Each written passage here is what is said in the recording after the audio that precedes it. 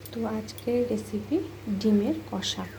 তো ডিম কষার জন্য আমি এখানে একটা কড়াই নিয়েতে গরম করতে বসিয়ে দিয়েছি।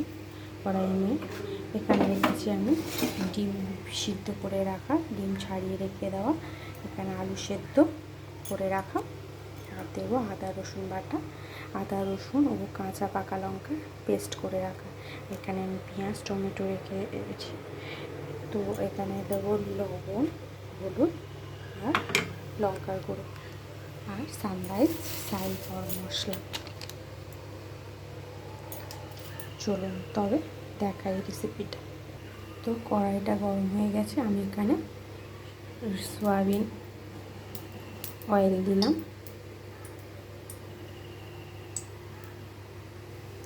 কড়াইতে এর মধ্যে আমি একটু দিয়ে দেবো লবণ, হাফ চা চামচ, আর দিয়ে দেবো একটু হলুদ। হয়ে গেলে কড়াইতে তেলটা হয়ে গেছে, আমি এর মধ্যে এই যে ডিমগুলো সিদ্ধ করে রেখেছি এর মধ্যে ছেড়ে দেবো, দিয়ে ডিমগুলো আমি ভেজে নেব। ডিমগুলো আমি লাল করে ভেজে নিলাম। এবার সমস্ত ভাজাগুলো ডিম ভাজাগুলো তুলে নেব। তো এর মধ্যে এবার আমি পেঁয়াজটা দিয়ে দেবো। পেঁয়াজটা একটু ব্রাউন করে ভেজে নেব।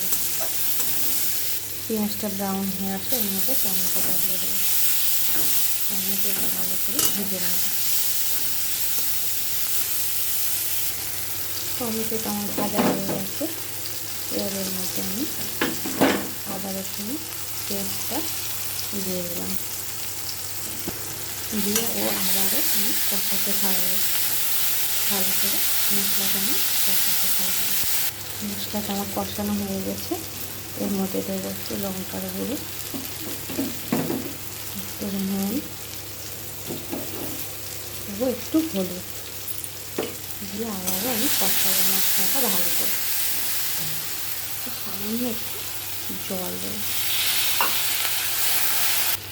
এখানে আমার মশলা কষানো হয়ে গেছে। মশলা দেবো এর মধ্যে এবার সিদ্ধ করে রাখা আলুগুলো দিয়ে দেবো, দিয়ে আবার নাড়াচাড়া করে দিয়ে আলুগুলো আমি ভালোভাবে নাড়তে হবে, তলার মশলা লেগে যাবে।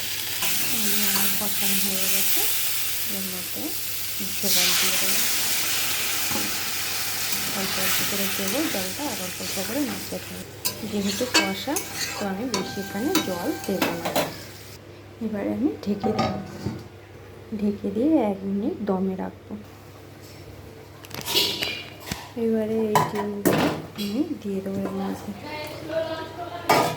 দিয়ে আবার একটু নেড়ে ছেড়ে দেবো, দিয়ে একটু সানরাইজ গরম মশলা দিয়ে দেবো।